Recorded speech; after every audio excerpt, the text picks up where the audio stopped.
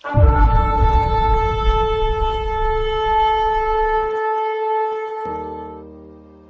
पिता, इन्हें माफ कर दे क्योंकि ये नहीं जानते ये क्या कर रहे। Father forgive them for they do not know what they do. आपको तो मालूम है ये पंक्तियां, ये शब्द यीशु मसीह के शब्द हैं।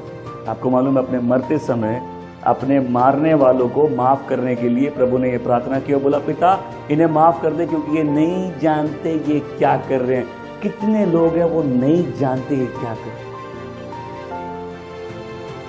आप चर्च जा रहे हो लेकिन आप बहुत से लोग हैं यहाँ यीशु को पर्सनली नहीं जानते। इनको ये भी नहीं मालूम कि ये नहीं जानते ये क्या कर रहे हैं। कितने लोग आपका परमेश्वर से कोई पर्सनल रिलेशनशिप नहीं है। आप सिर्फ अपने प्रॉब्लम्स के लिए चर्च जाते हैं, आपको नहीं मालूम आप क्या कर रहे हैं।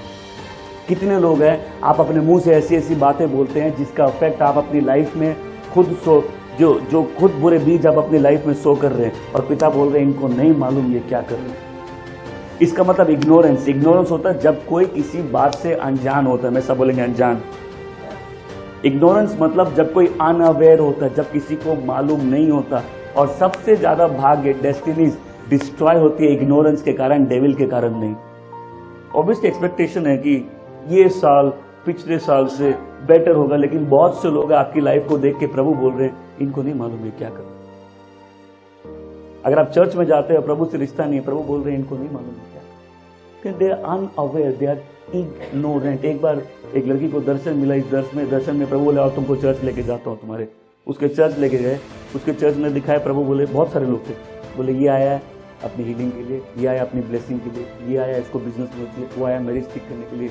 फिर पूरे चर्च का बता दिया। फिर प्रभु ने उस लड़की को बोला आज चर्च कोई आया नहीं है। बोली आप क्या बात कर रहे हैं, आज तो चर्च भरा हुआ है। बोले तुम्हारे लिए चर्च भरा है, लेकिन इनको नहीं मालूम ये क्या कर।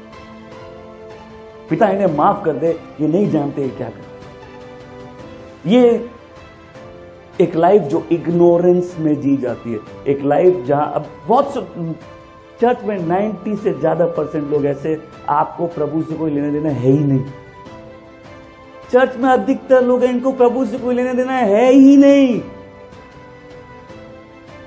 इनको सिर्फ अपना जीवन संवारना है और एक अच्छे जीवन की गारंटी, एक ब्लेसेड लाइफ की गारंटी उसी व्यक्ति को है जो परमेश्वर की इच्छा के अनुसार अपना जीवन जीना चाहता है। फिर father forgive them for they do not know. इनको नहीं मालूम। आप सोच के देखिए कितने सारी लाइफ डिस्ट्रॉय हो जाती है, उनको नहीं मालूम वो क्या कर रहे हैं। सोचिए कोई एक व्यक्ति एक पाप कर रहा है और वो अंधेरे में छुप के कर रहा है और प्रभु बोल रहे हो उसको नहीं मालूम। सोचिए कोई गलत रिश्ते में पड़ रहा है और वो व्यक्ति आया उसको बर्बाद करने के लिए, उसको तो सिर्फ सामने एंजल ऑफ लाइट दिख रहा है, डेविल तो दिखता नहीं है।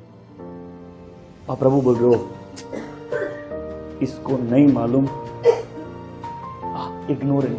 इग्नोरेंस कितनी लाइफ्स ले ली, इग्नोरेंस कितने परिवार बर्बाद कर दिए, इग्नोरेंस कितनी डेस्टिनी बर्बाद कर दी। इग्नोरेंस। और परमेश्वर के घर में इग्नोरेंस की कोई जगह नहीं। प्रभु बोलते हैं मेरे लोगों का नाश अज्ञानता के कारण होता है। My people are destroyed because of ignorance. कितने लोग उन चीजों के बारे में बोलते हैं जिसके बारे में उनको कोई आइडिया ही नहीं है। जो दशवांश नहीं देता वो दशवांश के बारे में बोलता है, जो भाषाओं में बात नहीं करता वो भाषाओं के विरुद्ध बोलता है, जो खुद विश्वासी नहीं है विश्वासियों के विरुद्ध बोलता है। आपको नहीं मालूम आप क्या करते हैं।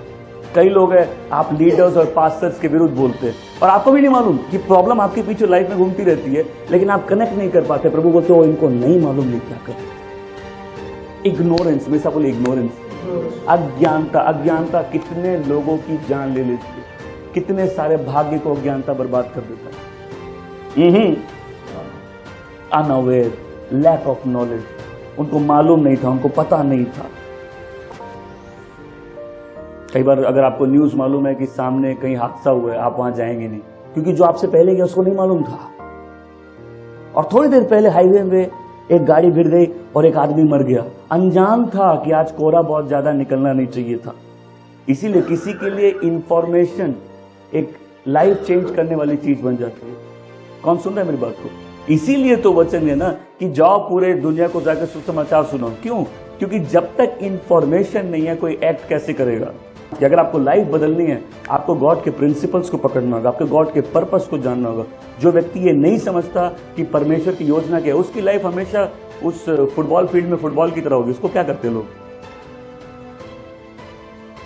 डायरेक्शनलेस, कोई डायरेक्शन नहीं, उसको जहां लात मार दी जाए वो वहीं चला जाता। लेकिन पवित्र आत्मा से भरे लोग कहीं भी ऐसे नहीं जाते। उनको जितना मार दो वो जाएंगे वही जो गॉड का पर्पस उनकी लाइफ में। आमीन।